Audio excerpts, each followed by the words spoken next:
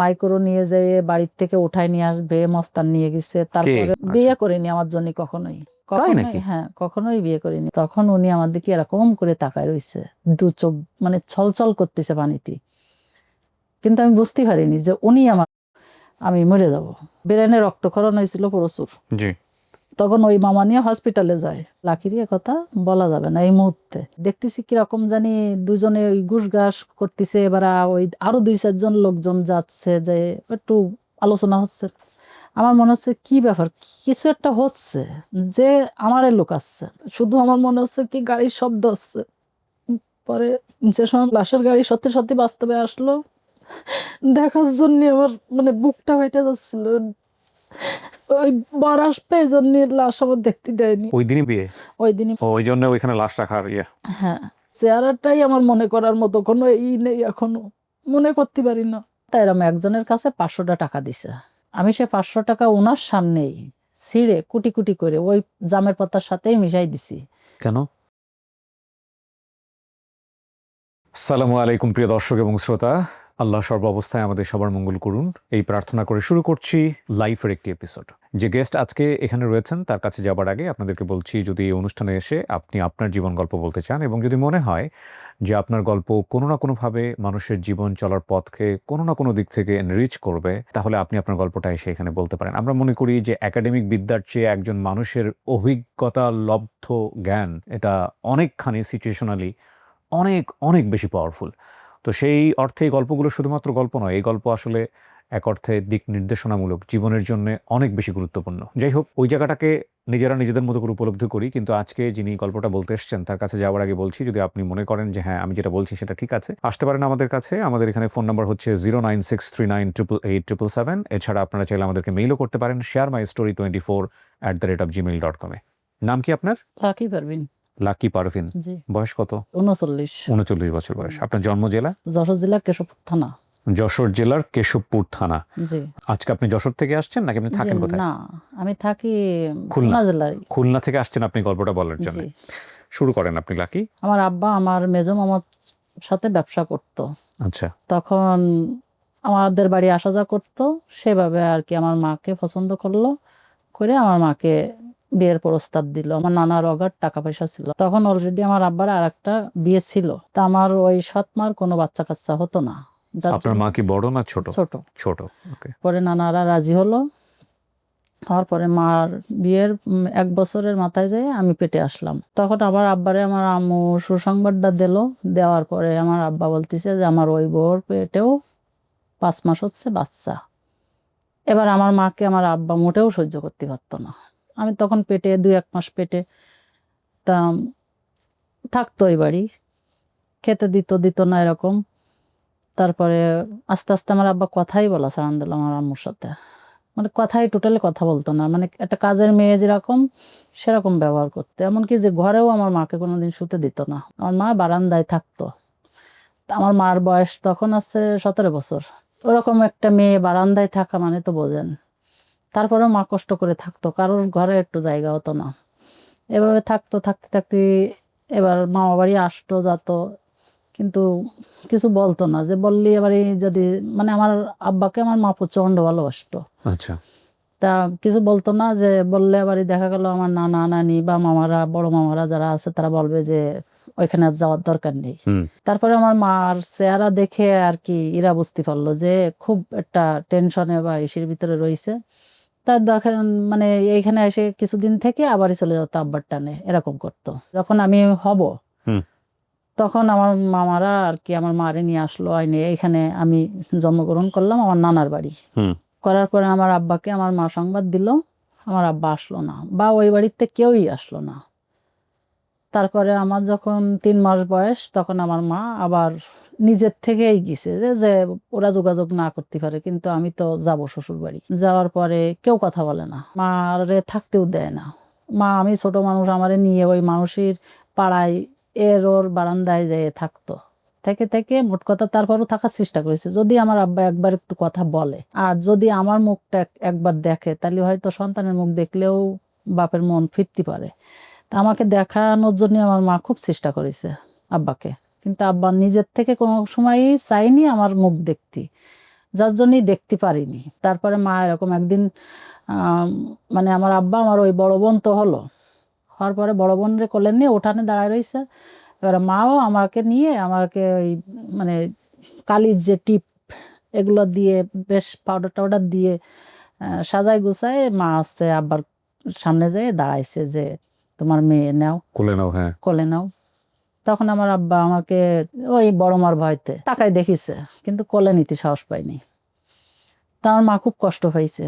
তারপরেও মা বলেছিল যে তুমি এরকম কেন করতেছো, আমি তো তোমাকে ভালোবাসি, আমিও থাকি সেও থাকুক। তা আব্বা কোনো কথাই বলিনি, ওইখান থেকে সরে গেছে। মা পরে ওরকম ভাবে থাকতো, এরকম ভাবে 1 বছর কাটিছে। কাটার পরে এখন 1 বছর যখন আমার বয়স হতে যাচ্ছে, তখন আব্বারা 1 বিঘে বুইতে তরমুজ লাগাইছিল। এখন আমার দাদি বলল যে যদি তরমুজ ক্ষেত চকি দিতে পারো তাহলে তোমারে আমরা খেতে দিতে পারি। মানে আপনার মাকে বলছে এটা? আমার মাকে বলছে। চকি দিতে পারো মানে? মানে চৌকি দিতে হবে, শিয়ালে খেয়ে যাবে। চকি দেওয়া বলতে পাহারা দেওয়া? পাহারা দেওয়া। তরমুজ ক্ষেত পাহারা দিলে তারপরে খাইতে দিবে, নাহলে খাইতে দিবে না? না। তা আমার আম্মু ভাবলো যে তারপরেও তো 2টো ভাত আমি খেতে পারবো। আপনার মার এতটা মেনে নেওয়ার মানসিকতা কেন? আপনার আমার আব্বাকে প্রচন্ড ভালোবাসতো। ও আচ্ছা, ভালোবাসতো। এটা আপনার মার কাছ থেকে শোনা? হ্যাঁ। আচ্ছা। আমি দুধ খেতে পারতেছি না, মার পেটে খাবার না থাকলে কি কখনোই বাচ্চা দুধ পায়? তা এখন সেই অপরে আমার মা রাজি হলো। এখন আমার মা ওই তরমুজ খেতে বসে থাকতো, চৌকি দিত। 1 বিঘা ভুঁইতে তরমুজ লাগানোর পরে এই মাথায় বসলি ওই মাথায় শিয়াল খেয়ে গেলি, একটা মহিলা মানুষ সে যাইয়ে তারপরে তাড়াবে, ততক্ষণ তো শিয়াল একটা তরমুজ খেয়েই ফেলায়। এখন ওই একটা তরমুজ একদিন এরকম খেয়ে গেছে, মার সেদিন খেতেই দিইনি। তরমুজ খেয়ে গেছে, তাহলে তো ভাত হবে না। তারপরেও আমার মা আসেনি। আমার মা খুব চেষ্টা করেছে থাকার জন্য। চলে গেলে মানুষ বলবে যে আমার একটা মেয়ে যেহেতু হয়েছে, সে তো মানুষ, আমার মেয়ে একসময় বিয়ে দিতে হবে, তখন মানুষ বলবে যে ওর মার আগে এক জায়গায় বিয়ে ছিল। অনেকদিন হচ্ছে মামার বাড়ি আমাকে মা নিয়ে যায় না। যে মামার বাড়ি যেতে গেলে যদি মানে বাই রোডে যাওয়া হয় তাহলে 30-40 টাকা খরচা হয়, তা নাহলে হেঁটে যেতে হবে। তা আম্মুর কাছে তো তখন টাকা পয়সা কিছু না, কিভাবে যাবে? আমার সেজ মামা আর আমার বড় মামা দুইজনে গেছে, যাই দেখে যে আমার মা তরমুজ বনে তরমুজ চকি দিচ্ছে, আমি কোলে রইছি, খুব কান্নাকাটি করতেছি দুধের জন্য, দুধ পাচ্ছি না।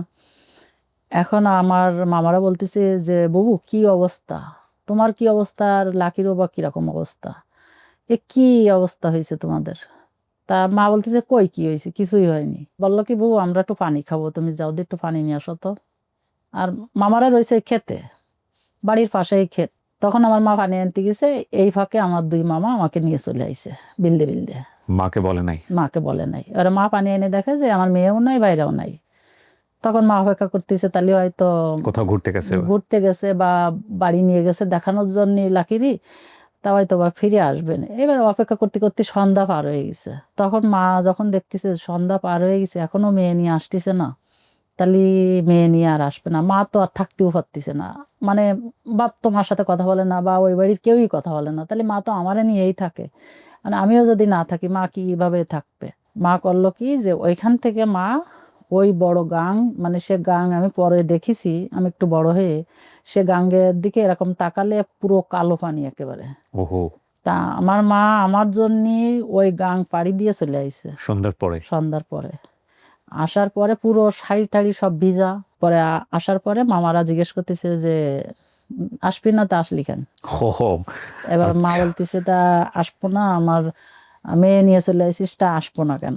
তারপরে এবার নানারা করলো যে আমার মাকে আর যেতে দেবে না। আচ্ছা।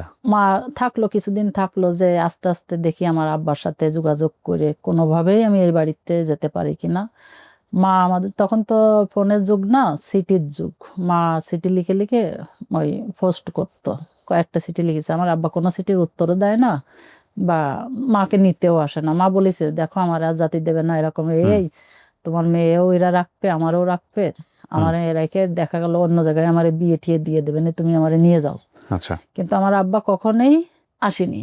বছর কি বছর হয়ে যাচ্ছে, আমার আব্বা যোগাযোগ করে না। আমার যখন বয়স 2.5 বছর, তখন হচ্ছে আমার মেজো মামা বলতেছে যে বাবু তুমি লাকিকে আমাকে দিয়ে দাও, তোমারে আমরা ফিরে বিয়ে দেবে। আমার নানারে বললো যে বউরি ফিরে বিয়ে দেওয়া যাক। সেভাবে আমার মামা আমাকে ধরে নিল আর আমার মাকে ফিরে আবার বিয়ে দিল। আমার মেজো মামা যখন 6 বছর বয়স, তখন তার একটা কাজের ভিতরে যাওয়ার ইচ্ছা, এই জন্য যে সে আমাকে মেয়ে হিসেবে গ্রহণ করেছে, যে আমি মানুষ করব, ওকে মানুষের মতো মানুষ করব। এই জন্যে আমার মেজো মামা বিদেশ চলে গেল। আর আমার মা এই শ্বশুরবাড়ি যাতায়াত করতো, আমাকেও নিয়ে যেত। আর মাও মাঝে মাঝে, আমি বেশিরভাগই নানির কাছেই থাকতাম। পড়া শুরু করলাম, নানির প্রতি বেশি টান মার থেকে। এভাবে আর কি থাকলো। তারপরে আমার মামা বিদেশ চলে গেল। 9 মাস পরে নানা মারা গেল। তখন আমার মামা আবার বাড়ি চলে আসলো, যেহেতু বাবা মারা গেছে। তখন আমার বয়স 7 বছর। আমি খুবই আহ্লাদে মানুষ হয়েছি মামা বাড়ি। খুব, মানে একটা মেয়ে বাবার কাছেও এতটা পায় না। কাপড় চোপড়, খাওয়া দাওয়া, চলা স্টাইল সবকিছুর ভিতর দিয়ে আমি অনেক ভালোভাবে বড় হয়েছি। আচ্ছা, নিজের বাবার কাছে যাইতেন না? আমি যখন ক্লাস 3-তে পড়ি, মামা বাড়ি বাজারে স্কুলে আমি পড়ি। আমাকে কে জানি এসে বলেছে যে এরকম তোর না, তোর বাপ আইছে দেখতে। এই শুনে আমি, মানে আমার বাপের প্রতি এত একটা ভয় ছিল যে আমাকে নিয়ে যাবে মনে হয়, এরকম একটা ধারণা ছিল। কেন ছিল জানি না। আমার নানির রেখে তো আমি কোথাও থাকতে পারবো না। ওই শুনে আমি মানে বিল দিয়ে ওই যে এক ধরনের গ্রামের ভাষায় বলে 34 মাসের ঢেলা আর কি, মানে খুব ধারী ওগুলো। ছোট মানুষ আমি, ওর পা দিয়ে দৌড়য়ে বাসায় চলে আইছি। আমার পা কাইটে রক্ত রক্ত হয়ে গেছে। আমার নানি বলতেছে কি ব্যাপার, এরকম পা কাটিছে কি করে? বলছে আমার আব্বা এসে আমার ধরতে। তাই আমি, বাপ মানে আতঙ্ক ছিল। আতঙ্ক ছিল। এখন সেভাবে রয়েছে। কিছুদিন পরে আমার মামা বাড়ির ওইখানে অন্য যে চাচাতো মামারা রয়েছে, তারা আমার আব্বাদের গ্রামে যেত তরকারি কিনতে। তাই এরকম একজনের কাছে 500 টাকা দিছে। এত বছর পরে তার মনে হয়েছে যে আমার মেয়ের জন্য আমার 500 টাকা দেওয়া দরকার। তখন আমি আছে খেলা করতেছি বসে বসে বারান্দায়, জামের পাতা নিয়ে খেলা করতেছি। আচ্ছা, তখন আমার সেই চাচাতো মামা এসে বলতেছে কি যে তোর আব্বাদের ওখানে গেছিলাম তরকারি কিনতে, তো তোর আব্বাই 500 টাকা দিছে। আমি সে 500 টাকা ওনার সামনেই ছিঁড়ে কুটি কুটি করে ওই জামের পাতার সাথেই মিশাই দিছি। কেন? ঘৃণা বাপের প্রতি, যে এত বছর হচ্ছে আমার বাপ আমার কোনো খোঁজ খবর নেয়। কোন ক্লাসে পড়েন আপনি? ক্লাস 3-তে। বিষাইতে বললাম কি যে আর কোনোদিন তুমি টাকা নিয়ে আসবা না, আর আমার বাপরে দেখলি তুমি বলবা যে লাকি টাকা নেয়নি। যে বাপরে কোনোদিন আমি এখনো চোখেই দেখতে পারলাম না, তার টাকা নেব কেন? আমি তো আমার বাপরে চিনিই না যে কে আমার বাপ। আমি যখন ক্লাস 6-এ পড়ি, তখন আমাদের বাজারের স্কুলে ভর্তি হলাম। হওয়ার পরে ওইখানে আমার আব্বাদের, আমার আব্বা ওই আমার মামাদের আছে ওই বাজারের রাস্তা আছে পিচ করতেছে, ওরই কন্ট্রাক্ট নিছে আমার আব্বা। এখন আমি স্কুলে যাই, আর ওই লোকটা আমাকে ফলো করে, খুব ফলো করে। আমি তো জানি না যে ওই লোক আমার বাপ। তা আব্বারও তো তখন বয়স বেশি না। তা আমি শুধু মনে মনে ভাবতাম যে এই লোকটা আমাকে দেখে এরকম ফলো করে কেন, মানে দুধ চরিত্র এরকম মনে করতাম।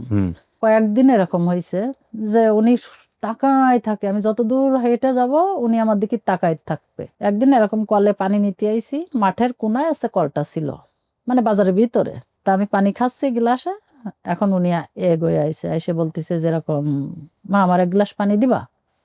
তখন আমার খুব রাগ হয়েছে যে এর তো সেই লোকটা যে আমার আসার সময় ফলো করে। তারপরেও পানি যেহেতু চাইছে দিতে তো হবে, আমি দিছি পানি।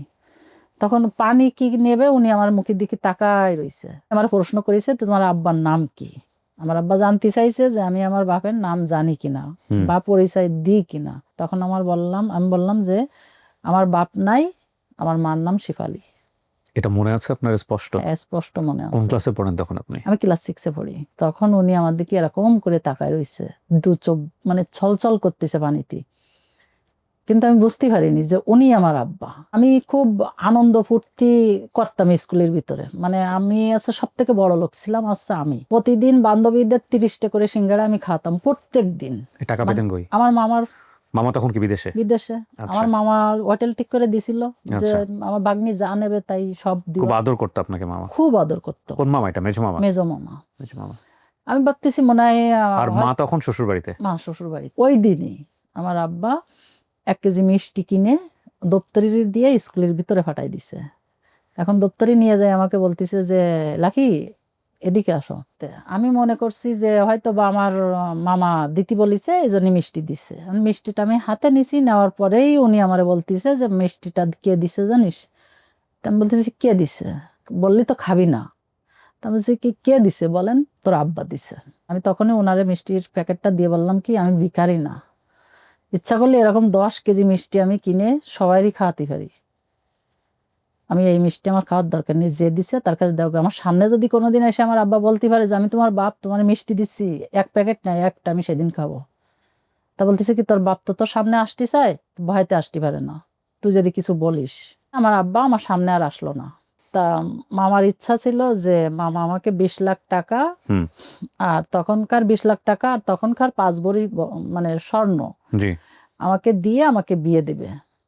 মেজো মামার ইচ্ছা। মেজো মামার ইচ্ছা। জি এই কথা আমার খালু যখন শুনলো, বড় খালু, তখন তার ছেলের সাথে আমার বিয়ে দেওয়ার চিন্তা ভাবনা করলো যে তাহলে টাকাটা বাইরেও যাবে না, গহনাটাও বাইরে যাবে না। বড় খালুর ছেলের সঙ্গে? ছেলের সঙ্গে। আচ্ছা। টাকা দেবে তো আমার মেজো মামা, যে আমার মানুষ করেছে, যে আমার মেয়ে বলে দাবি করে। এই মামা কি বিবাহিত ছিল না? না, বিয়ে করিনি আমার জন্য কখনোই। তাই নাকি? হ্যাঁ, কখনোই বিয়ে করিনি মামা। মামারা কেউ কেউ আসলে, মামা আসলে সেই লেভেলের মামাও হয়। সেই লেভেলের মামা আমার। তারপরে আমার খালু আমার মামাকে প্রস্তাব দিল যে দেখ এরকম লাকি তো বড় হয়েছে, বিয়ে দিতে হবে, তা তুই তো বিয়ে দিতে চাচ্ছিস, তা আমার ছেলের সঙ্গে দিলি কি কোনো অসুবিধা? তা মামা বলল না, আমিও তো চাচ্ছি যে আমার মেয়েটা ভালো থাকুক, হ্যাঁ আমি রাজি। কিন্তু মামা কখনোই আমার মতামত নেয়নি, বা আমার অন্য যে মামারা ছিল, বা আমার নানি ছিল, আমার মা আছে, বা আমার যে বর্তমান বাবা, তার অনুমতিও আমার মামা নেয়নি। আমার যে ভাইয়ের সাথে আমার বিয়ে ঠিক করছিল, সেই ভাইয়ের কোলে উঠে আমি বড় হয়েছি, অনেক বড় আমার থেকে। খালাতো ভাই? খালাতো ভাই। তা ভাইয়া বলতো কি দেখ বুন্ডি, তুইও রাজি হইস না, আমিও রাজি হব না, আমাদের বিয়ে যাতে না হয়। তারপর ওই খালু কিন্তু ওই মানে টাকার লোভে, গহনার লোভে খুব চেষ্টা করিল আমার মানে খালাতো ভাইয়ের সাথে বিয়ে দেওয়ার জন্য। তারপর যখন দেখলো যে আমি রাজি হচ্ছি না, খুব চেষ্টা করলো আমারে মাইক্রো নিয়ে যেয়ে বাড়ির থেকে উঠায় নিয়ে আসবে, মস্তান নিয়ে গেছে। তারপরে খালু যে আমি রাজি হচ্ছি না, তাও পারিনি। অন্য মামারা আমার অন্য এক জায়গায় লুকায় রাখিছিল, মানে আর এক গ্রামে, যাতে খালু হচ্ছে না নিতে পারে। এবার সেই দিনকে ওইখান থেকে এসে তার ভীষণ রাগ হয়ে গেছে, 2-3 দিন ফেরত গেছে সে। এবার মামার আমার কথা ছিল কি আমার সাথে মামার, যে কখনোই আমি যাতে কোনোদিন না শুনি যে আমার মেয়ে প্রেম করেছে, তাহলে কিন্তু দেশে আমার লাশ আসবে। ইন দ্য মিন টাইম বাবার আর যোগাযোগ নাই? না, খালু কয়েকবার এরকম নিতে এসে না পেরে তারপরে রেগে মেগে বাসায় চলে গেছে। যাই আমার খালাকে বলতেছে যে তোর ভাই লাখ লাখ টাকা পাঠায় না, তোর ভাগ্নি সেটা খরচ করে বেড়ায়, আনন্দ ফুর্তি করে বেড়ায়, টাকা বন্ধ করে দেব আমি আজকে। টাকা বন্ধ করে দিব আজকে? হ্যাঁ, আজকে টাকা বন্ধ করে দিব, আর ওর যাতে দেশে লাশ আসে সেই ব্যবস্থা করব।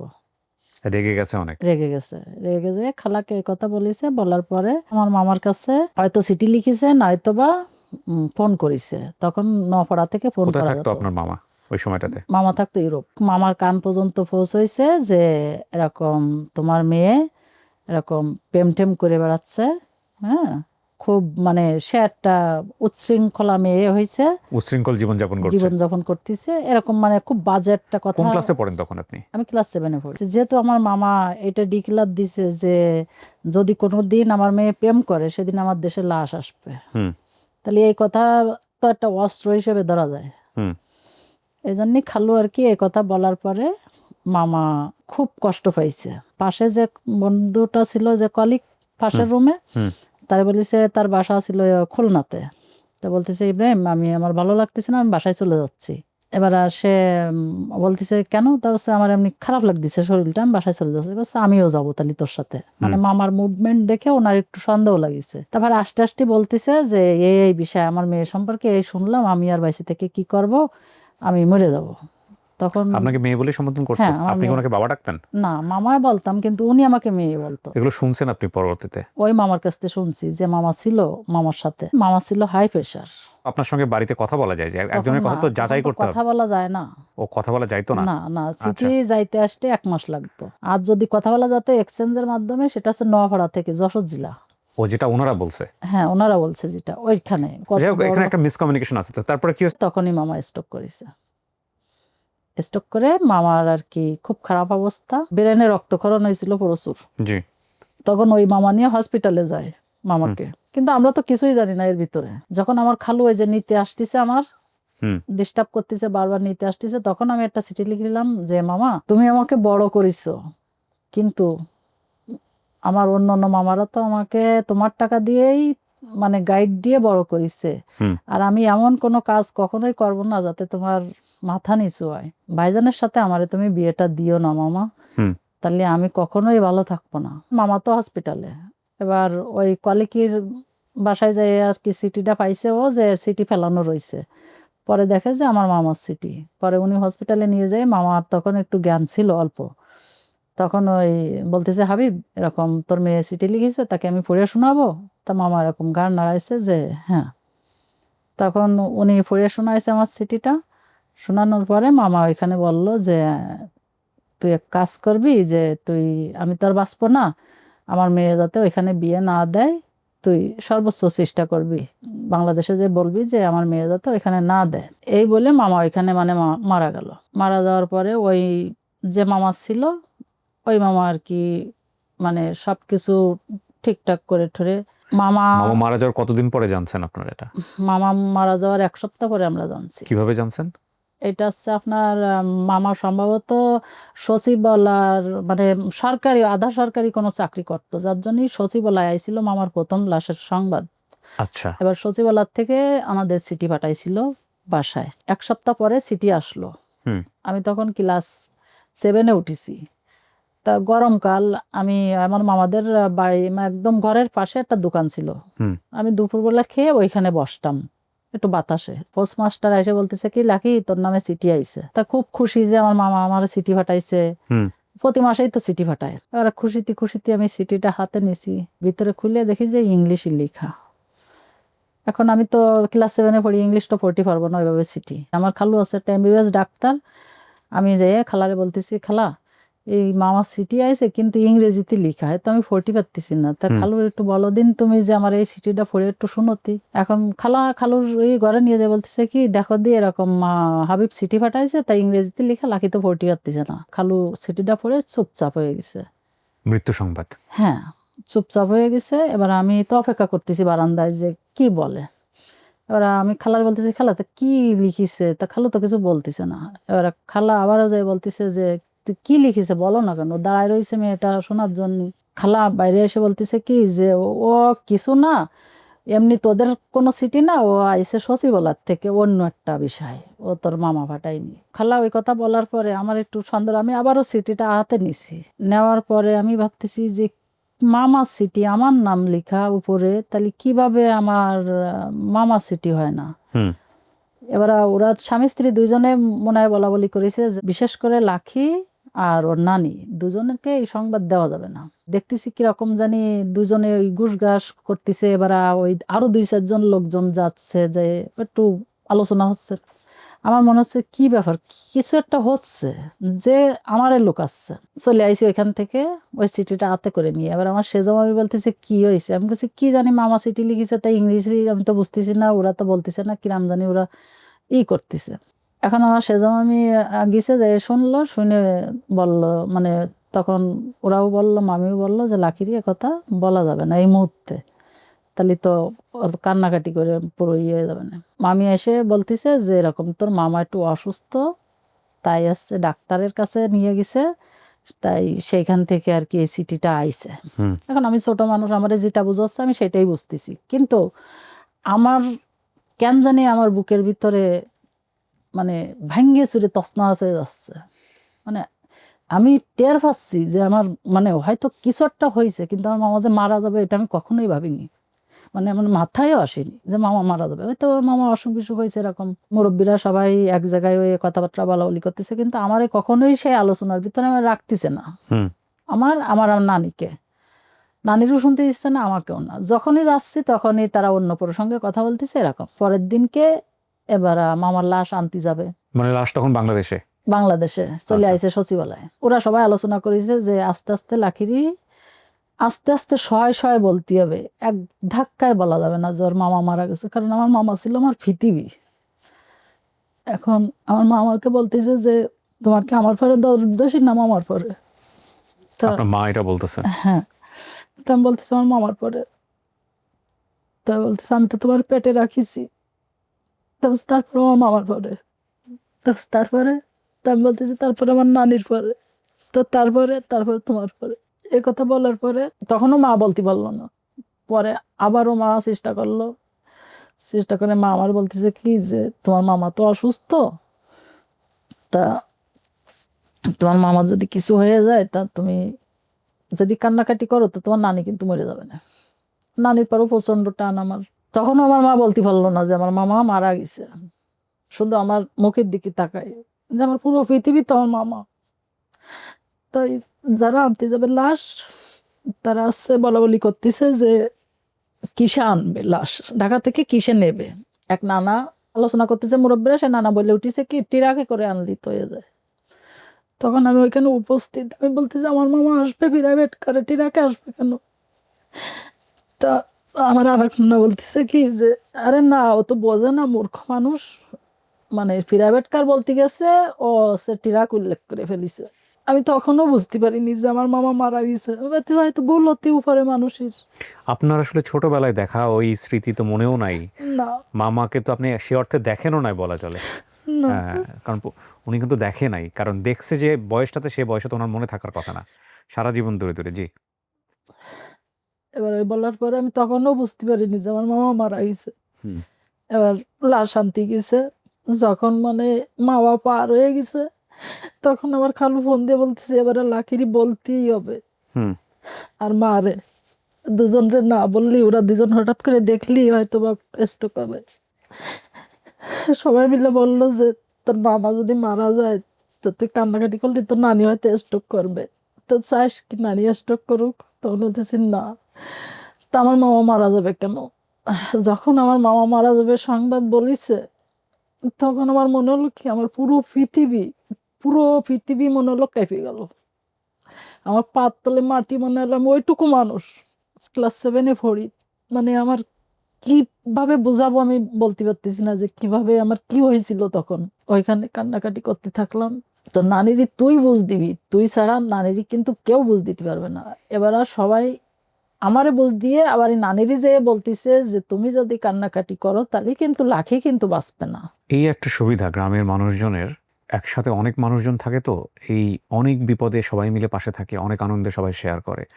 যদিও গ্রাম্য পলিটিক্স খুব, মানে খুবই জঘন্য পলিটিক্স অনেকে বলেন, কিন্তু এই আপদ বিপদের জায়গাগুলো একটু, এই কিছু বেনিফিট তো ডেফিনেটলি আছে। জি, তারপর? তারপর নানির যে বলতেছে যে তুমি যদি কান্নাকাটি করো তাহলে কিন্তু লাকি বাঁচবে না। হুম আমারও বলতেছে নানি যে তুমি যদি কান্নাকাটি করো তোমার নানি বাঁচবে না। এবার আমরা দুইজনরে কিন্তু বাঁচানোর চেষ্টা করেছি। হুম তারপর আমি নিজেদের কন্ট্রোল করতেছেন। হ্যাঁ হুম ওই বারান্দায় বসে রয়েছি, সবাই বসে রয়েছে, কেউ ঘুমাচ্ছে, বসে রয়েছি। শুধু আমার মনে হচ্ছে কি গাড়ির শব্দ হচ্ছে। পরে যে সময় আমার লাশের গাড়ি সত্যি সত্যি বাস্তবে আসলো, তখন আমি দৌড়ই চলে গেছি, রাস্তায় যেয়ে দেখি মানে গাড়ি এসে দাঁড়ালো। দেখার জন্য আমার মানে বুকটা ফেটে যাচ্ছিল। মামার গাড়ির কপিন দেখলাম, মানে গাড়িতে লাশের কপিন দেখে বুকটা তো ফেটে যেতে লাগলো। সবাই ধরে টরে নিয়ে আসলো, এনে রাখলো, মামার কফিন নামায় রাখলো। ওই হুম দিন পরের দিন সকালবেলায় আমার এক মামাতো বোনের বিয়ে ছিল, ঠিক করা বিয়ে। বিয়ে তো দিনও পাল্টাতে পারতিছে না। আর গ্রামের মানুষ মূর্খ মানুষ, ওরা বোঝে না কিছু না। মামার লাশটা খুললো না রাত্রে। কয়েক গ্রামের মানুষ আইছিল মামার লাশ দেখতে। দেশের লাশ আসতেছে, তারপরে আমার এসে বড় করিছে নিজের মেয়ের মতো। তাহলে এরকম দৃশ্য তো মানুষ দেখতে চায়। সেভাবে 2-3 গ্রামের মানুষ গেছে দেখতে, তা লাশ আর খুললো না। সেভাবে সকালবেলা মাত্র আমার 10টা মিনিট দেখতে দিল। ওই বর আসবে এই জন্য লাশ আমার দেখতে দেয়নি। পরে ওইখান থেকে সরাই নিয়ে আসলো। আমি তো সর্বনাশ চিল্লাপাল্লা করতেছি যে আমার মামার লাশ আমার যতক্ষণ ইচ্ছা আমি ততক্ষণ দেখবো। পরে সবাই বলতেছে না না, ও নষ্ট হয়ে যাবে না, গন্ধ হয়ে যাবে না। কিন্তু যে মামা লাশ নিয়ে আসছিল ইব্রাহিম মামা বললো যদি 1 সপ্তাহও আমি রেখে দেখতাম আমার মামারে, তাহলে আমার মামার লাশ নষ্ট হতো না, এমন মেডিসিন দিয়ে দিছিল। কিন্তু 10 মিনিটের বেশি দেখতেই পারলাম না। মানে চেহারাটাই আমার মনে করার মতো কোনো নেই, এখনো মনে করতে পারি না। যে কিরকম দেখেছিলাম। মামারে মাটি দিল, ওই সময়তে আমি একটু নিয়ে চুপচাপ হয়ে গেছিলাম, কারোর সাথে কথা বলতে আমার ভালো লাগতো না। ক্লাস 7-এ পড়ি, তা মনে হবে জানি যে আমি ইন্টারে পড়ি, মানে উঁচু লম্বা হয়ে গেছিলাম। জি। তা সেভাবে সবাই বললো কি তাহলে বিয়ের প্রস্তাব যখন আসতেছে তখন ওরে বিয়ে দেওয়া যাক। বিয়ে দেওয়া তখন কি পরে- বিয়ের প্রস্তাব আসতেছিল? হ্যাঁ, ওকে, গ্রামে যেটা হয় আর কি, অল্প হ্যাঁ, বয়সী বিয়ের প্রস্তাব চলে বিয়ের আসে। জি। প্রস্তাব চলে আসে। আর যেহেতু মামা বিদেশে থাকে, সেই লোভে মানুষ নিতেও চাত। ক্লাস 7-এ ওঠার পরে আমি 8-ই উঠবো, সেই মুহূর্তে আমার আর কি আমার মামা লাশের সাথে কিছু টাকা আইছিল, ওই টাকাটা খরচা করে আমাকে বিয়ে দিল। হুম। আর এমনি মামা আমার নামে যে টাকা 20 লাখ টাকা রাখিছিল, সেটা সেই বাংলাদেশ ব্যাংকে, ঢাকা বাংলাদেশ ব্যাংকে আমি নমিনি ছিলাম। আর মামা ছিল মূল মালিক। ওইখানে যে ইব্রাহিম মামা বাদে আর যারা থাকতো কলিগরা, তারা ওই মানে চেক বই বা যত ডকুমেন্ট ছিল ওরাই আর কি ওইটা নিয়ে আমাদের সেই বাংলাদেশ ব্যাংকেতে টাকা উঠাই নিছে তারা। আমি আর পাইনি ও টাকা। কি বলেন? হ্যাঁ, আমার বিয়ে যখন 3 মাস, আমার ওইখানে একটা ফুফাতো ভাই আমার মামা বাড়ি কিছুদিন আমার মামার সাথে আছে ব্যবসায়িক ব্যাপারে একটু যোগাযোগ হয়েছিল। তা আমার আব্বা যখন জানতে পারলো যে আমার মামা বাড়ি ও আসা যা করতেছে আমার ফুফাতো ভাই, তখন আমার আব্বা বললো কি তাহলে শুনিস কেন যে লাখি আসে কবে ওদের বাড়ি, জি। তাহলে লাখি যদি আসতো বেড়াতি তোদের বাসায় তাহলে আমি একটু দেখতাম। আপনার আপন বাবা? আপন বাবা।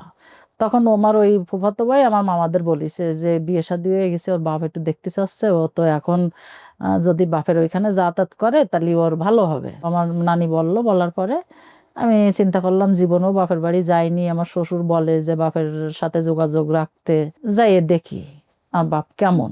এই এতদিন পরে আপনার একটু উপলব্ধি হলো আর কি। হ্যাঁ, যেহেতু শ্বশুরবাড়ির সম্মানের একটা ব্যাপার, যে আমি বাপের সাথে যোগাযোগ রাখলে সেক্ষেত্রে আমার সম্মানটা একটু বাড়বে, যেহেতু আমার বাপ সম্মানী একটা লোক। 20 বছর ধরে সে মেম্বার ছিল।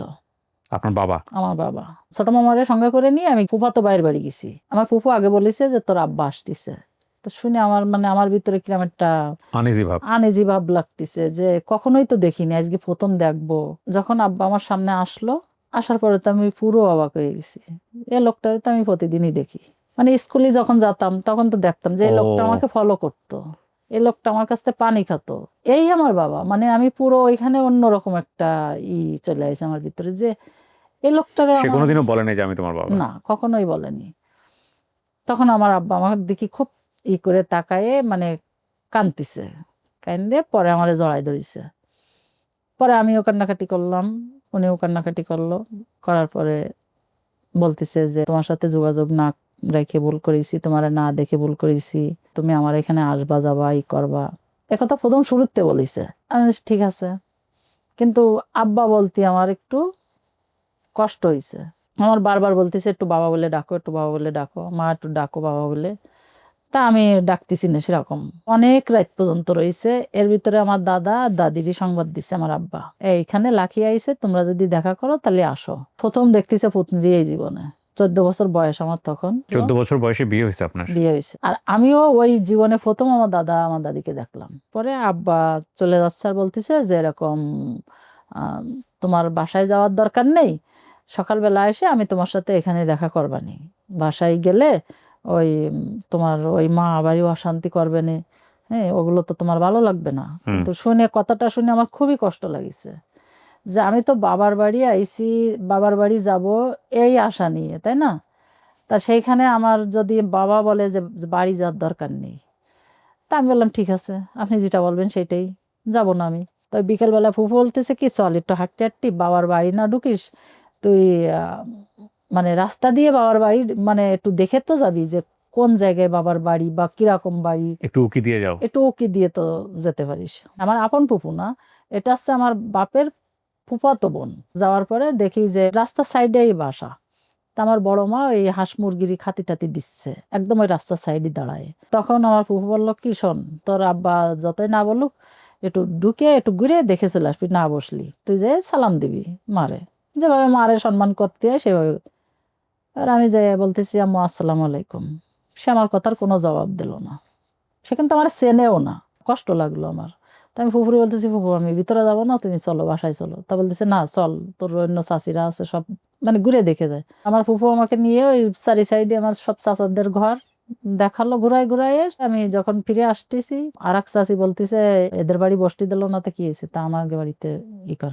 তখনও আমার ওই মা কিছু বললো না, ওনার মনে মনে জিদ চাপতেছে যে আমি কেন এখানে গেছি, আর আমার আব্বা এই খবর জানে কিনা, বা আমার আব্বা আমার সাথে দেখা করেছে কিনা, ওনারে কিভাবে উনি শার্টিং দিবে ওনার আসছে সেইটা মাথার মধ্যে ঘুরতেছে। চাচাদের বাড়িতে ঘুরে টুরে আমি বাসায় চলে এসেছি। আসার পরে আমার আব্বা সন্ধ্যার পরে গিয়েছে, যে বলতেছে তোমার না নিষেধ করলাম বাড়ি যাতি, তা তুমি গিলে কেন? তা আমি বলতেছি আমি বাড়ি যাব না কেন আব্বা, আমি যদি তোমার মেয়েই হই আর তুমি যদি আমার মানে পরিচয় দাও যে তোমার মেয়ে, তাহলে তো আমি তোমার বাড়ি যেতেই পারি নাকি। আব্বার ওই কথা বলার পরে আব্বা একটু অসন্তুষ্ট, আমারও খুব খারাপ লাগলো। পরের দিন সকালবেলা আমি চলে আসলাম। জি। চলে আসার পরে আমার আব্বা আমার শ্বশুর বাড়ি গেল, আমার আব্বা বেড়াইতে। আমার বাবা রাত 10টা না 11টার দিকে গেছে একটু মানে পুলিশের ঝামেলার জন্য। তা পুলিশের ঝামেলার জন্য গেলেও মানুষ তো মেয়ের বাড়ি খালি হাতে যেতে পারে না, তা আমার আব্বা খালি হাতে গেছে, তাহলে আমার অপমান না। তারপরেও আমি নিজেই বলেছি যে আব্বা খালি হাতে আইছেন, একটু মিষ্টি কিনে নিয়ে আসেন সকালবেলা। আমার আব্বা তাও আনলো না। এখান থেকে আমার আব্বার সাথে আমার ক্লোজ সম্পর্ক, আর আমি যোগাযোগ রাখি না। যখন আমার বিয়ে হয়ে গেল তখন আমি চিন্তা করলাম যে আমার জীবনে কিছু করতে হবে। তারপরে আমার শ্বশুর আমাকে জিজ্ঞেস করলো যে তুমি কি দর্জি কাজের উপরে কি তোমার কোনো আগ্রহ আছে? শ্বশুর আপনাকে এটা জিজ্ঞেস করেছে? হ্যাঁ। আচ্ছা। তা আমি বললাম হ্যাঁ আব্বা। বললাম যদি শিখাই তাহলে তুমি শিখবা মন দিয়ে? তা আমি বললাম হ্যাঁ আব্বা শিখবো। তা আমার শ্বশুর আমাকে দর্জি কাজ শেখার জন্য প্রথম ভর্তি আপনার স্বামী কি করলো। করতেন? বেকার। তারপরে আমার শ্বশুর আমাকে দর্জি কাজে ভর্তি করে দিল। দেওয়ার পরে আমি ওইখান থেকে দর্জি কাজ শিখলাম। এটা বিয়ের কতদিন পরে? বিয়ের 6 মাস পরে। 6 মাস পরে? হ্যাঁ। হাতের কাজ, সব ধরনের কাজ? সব ধরনের কাজ। আচ্ছা। তখন আমার তো কিছু টাকার দরকার, হাত খরচ, যেহেতু আমার এতদিন যেভাবে বড় হয়েছি বিলাসিতার ভিতরে। লেখাপড়া কি বন্ধ হয়ে গেল ওই সময়টাতে? হ্যাঁ, লেখাপড়া বন্ধ। আমার শ্বশুর বলেছিল লেখাপড়া করতে, কিন্তু আমি মানে সংসার, লেখাপড়া, তারপরে মামার চাপ, এগুলো সামলাতে পারছিলেন না? সামলাতে পারছিলাম না। মামা মারা যাওয়ার পরে আমি পড়া মোটেও মনে রাখতে পারতাম না, মানে পড়া কি কোনো কথাই মনে রাখতে পারতাম না, এরকম অবস্থা। আমি হাতের কাজ করতাম, লোকের এই যে আড়ঙের যে কাজগুলো ওগুলো আমি বাসায় নিয়ে ওগুলো করতাম। ওইখান থেকে আমার কিছু আসতো। আমার শ্বশুর আমাকে প্রচন্ড ভালোবাসতো। কিছু মহিলা উদ্যোক্তাদের সাথে পরিচয় হলো, তারা আমার প্রথম ট্রেনিং আমার যোগদান করলো যে তুমি এখানে ট্রেনিং করো। প্রথম ট্রেনিং করলাম আমি যুব উন্নয়নে। আচ্ছা। দর্জি কাজের উপরে ট্রেনিং করলাম। সেখান থেকে আমি ট্রেনিং করলাম, আবারও যুব উন্নয়নে আরেকটা করলাম। শিল্পকলা একাডেমিতে ট্রেনিং করলাম বিজনেস পলিসি, কিভাবে বিজনেস শুরু করতে হবে, কিভাবে কি করতে হবে। এটা করে আমি মানে খুব ভালো একটা রেজাল্ট পাইছি। জেসিকা হোটেলে একটা ট্রেনিং করলাম, এটাও বিজনেস পলিসির উপরে। যেহেতু আমার বিজনেস নিয়েই আমার চিন্তা ভাবনা যে আমি বিজনেস করব, এই জন্য আমি বিজনেসের ট্রেনিংগুলোই করছি। তারপরে সেখান থেকে আমি ট্রেনিং করলাম আভা সেন্টারে। আচ্ছা। খুলনা আভা সেন্টার, বিজনেস পলিসির উপরে। স্যার আমারে প্রশ্ন করতেছে যে লাকি তোমাকে যদি 5,000 টাকা দেয় ব্যবসা করতে, ধরো 500 টাকা থাকলো, 4,500 টাকা ফুল তোমার মানে লসের আইটেম, এবার তুমি দোকান চালাবা কি করে? তখন একটু চিন্তা ভাবনা করে আমি স্যারের উত্তর দিলাম যে স্যার আমি 4,500 টাকা যে কারণে নষ্ট হয়েছে আমার, তারা কি চাচ্ছে, তাদের চাহিদা কি, এটা আমি না বুঝে আমি মানে মাল কিনেছি এবং তাদের দিছি। এবার এই 500 টাকা দিয়ে আমি অল্প জিনিস কিনবো, কিন্তু কাস্টমারের পছন্দ মতো এবং কাস্টমারে হ্যান্ডেল করতে পারবো এরকম জিনিসই আমি কিনবো। তখন স্যার হাতে তালি দিয়ে বললো যে রাইট। তখন স্যার আমার জিজ্ঞেস করলো যে তুমি 6 মাস পরে নিজেকে মানে কোথায় দাঁড় করাতে চাও? তখন আমি স্যারের বললাম স্যার আমি 6 মাস পরে নিজেকে আমি একটা শোরুমের মালিক দেখতে চাই। তখন আমি মানে স্যার খুব খুশি যে 6 মাস পরে নিজেকে একটা শোরুমের মালিক হবে, সে অনেক বড়, অনেক বড় স্বপ্ন। তা বললো হ্যাঁ ইনশাল্লাহ তুমি পারবা। কত সালের গল্প এটা? 25 সালের গল্প। মানে এত বছর সংসার করছেন, এর মাঝখানে কোনো কিছু করা হয় নাই? না, এরকম ভাবে কিছু করা হয়নি, ছোটখাটো ভাবে। আমি সবসময় বিজনেসের সাথে জড়িত। আচ্ছা, চেষ্টা করে আমি ওই গেছেন। 6 মাস বিয়ের 6 মাস পর থেকে বিজনেসের সাথে জড়িত, কিন্তু ছোট ছোট বিজনেস বল, সবই কাপড়ের বিজনেস? সব কাপড়, কসমেটিক্স। কাপড় আর কসমেটিক্স। হ্যাঁ, এর উপরে আমার বিজনেসটা। এখন আপনি 2025 এর পর আপনি কি করতে পারছেন এই বিজনেস করে? 6 মাসের ভিতরেই শোরুম করেছি। তাই নাকি? হ্যাঁ। কোথায় শোরুম আপনার? আমার শোরুম আছে শাহপুর বাজারের আগে। এটা কিসের? কাপড়, কসমেটিক্স, স্যান্ডেল। কত টাকার প্রোডাক্ট আছে এখানে? 8 লাখ টাকার। 8 লাখ টাকার প্রোডাক্ট, মানে আপনি হচ্ছে এসএমই? হ্যাঁ। এসএমইর, ওকে। এখানে সরকারের কোনো ঋণ আছে? না, সব নিজের? সব নিজের। এগুলো প্রোডাক্ট আসে কোথা থেকে? বানান আপনারা কি নিজেই? হ্যাঁ, আমি নিজেই টেলারিং মাস্টার। আমি টেলারিং, মানে আমি কেটে দেই, আমার লোক আছে 4 জন, তারা সেলাই করে। তারপরে আমি এই কসমেটিক তো আমি এখান থেকে কিনি, চকবাজার থেকে কিনি কসমেটিকের ও আইটেমটা। কিনে আপনি ওখানে হ্যাঁ, সেল করেন? তারপরে আমি এটা কি গ্রাম? গ্রাম, ও আচ্ছা, গ্রামের আমি মধ্যে। নিজেই, গ্রাম তো 8 লাখ টাকা অনেক টাকা। হ্যাঁ, হ্যাঁ নিজেই ডিজাইন করি, নিজেই হাতের কাজ মানে করি, কিন্তু চোখের সমস্যার জন্য করতেছি না, লোক দিয়ে করাই। হাতের কাজে ডিজাইনের জামাও তৈরি করি। বাচ্চাদের 18টা ডিজাইন শিখেছি, হুম।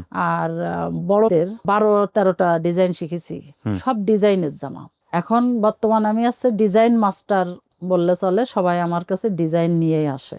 আপনার তাহলে এখন শোরুম আছে এবং কতজন লোক কাজ করছে বললেন? 4 জন। 4 জন লোক রেগুলার কাজ করে এখানে? হ্যাঁ। ওকে। আর আপনার পরিবারের আয় বলতে গেলে এখান থেকেই আসে? এখান থেকে দোকান থেকে। আসতেছে। আমার হাজবেন্ডের টাইলসের কারখানা আছে। ছেলে মেয়ে কয়জন আপনার? আমার 2টো ছেলে। কাপড়ের দোকান কয়টা আপনার? কাপড়ের দোকান একটা, আর কসমেটিক আর স্যান্ডেল একটা। তার মানে 2টো দোকান আপনার? 2টো দোকান। ওকে। এবং পাশাপাশি আপনি প্রশিক্ষণও দিচ্ছেন? পাশাপাশি প্রশিক্ষণ দিচ্ছি। আমার ইচ্ছা ছিল যে এমন কোনো কাজ নাই যে একটা পুরুষ লোক যত কাজ পারে আমিও তত কাজ শিখবো। তা আলহামদুলিল্লাহ আমি সব কাজই পারি। আলহামদুলিল্লাহ। কাজ এই কারেন্টের কাজের থেকে শুরু করে ইলেকট্রনিকের যত কাজ আছে সব আমি করতে পারি। আপনি গল্পটা কেন বললেন আজকে এই এত বড় একটা প্ল্যাটফর্মে এসে? সোশ্যাল মিডিয়া তো অনেক বড় একটা প্ল্যাটফর্ম। আমি এত লড়াই করে এই পর্যন্ত পৌঁছতে পারিছি, তাহলে মানুষ ইচ্ছা করলেই পারে। পারে। সে যদি নিজেকে দাঁড় করানোর ইচ্ছা করে যে আমি নিজেকে অমুক জায়গায় দাঁড় করাবো। আপনার বর্তমান অবস্থান নিয়ে আপনি খুশি? হ্যাঁ, আলহামদুলিল্লাহ আমি খুব খুশি যে আল্লাহ আমার ততটুকু মেধা দিছে, ব্রেন দিছে, যে আমি যে কাজ দেখি একবার সে কাজ আমি করতে পারি। ওনার সফলতার স্কেল যদি আপনি অর্থনৈতিকভাবে মাপতে যান, তাহলে আপনাকে মাপতে হবে যে গ্রাম অঞ্চলে বড় হওয়া একটা মেয়ে বিভিন্ন প্রতিকূল পরিবেশের মধ্য দিয়ে বড় হচ্ছে, এবং সবচেয়ে বড় যুদ্ধটা ছিল মানসিক যুদ্ধটা। মা থেকেও নেই, বাবা থেকেও নেই, এবং যাকে তিনি বাবা হিসেবে জেনেছেন, যার সাপোর্টটা উনি পেয়েছেন, তিনি মারা গেলেন বিদেশ বিভুঁয়ে, এবং তাকে দেখা ওই মৃত্যুর সময়টুকুতেই। এরপরে ক্লাস 8-এ লেখাপড়া বন্ধ হয়ে যাওয়া, স্বামীর সংসারে যাওয়া। প্রতিটা মেয়েই স্বামীর সংসারে গিয়ে নতুন চ্যালেঞ্জ ফেস করে, উনিও করেছেন। কিন্তু উনি সবসময় মনের মধ্যে একটা আগ্রহ রেখেছেন যে আমি যেখানেই থাকি না কেন আমাকে নিজের পায়ে দাঁড়াতে হবে, এবং সেটা তিনি করেছেনও। দুটো দোকানের মালিক এবং বেশ কয়েকজন লোকের কর্মসংস্থানের ব্যবস্থা করেছেন উনি। তো ফ্যাক্ট আসলে এটাই যে মানে যার অবস্থান থেকে যতটুকু করা সম্ভব ততটুকু সে যেন করে। আজকের এই গল্পটাই মূলত সেই জায়গাটাতে। আপনাকে অনেক ধন্যবাদ, আপনি খুলনা থেকে আসছেন আপনার জি। গল্প বলার জন্য। আপনার মার জন্য শুভকামনা থাকবে, আপনার জন্য শুভকামনা থাকবে। জি। প্রিয় দর্শক এবং শ্রোতা, সবাই অনেক ভালো থাকুন। আজকের মতো এখানেই শেষ করছি। সালামু আলাইকুম।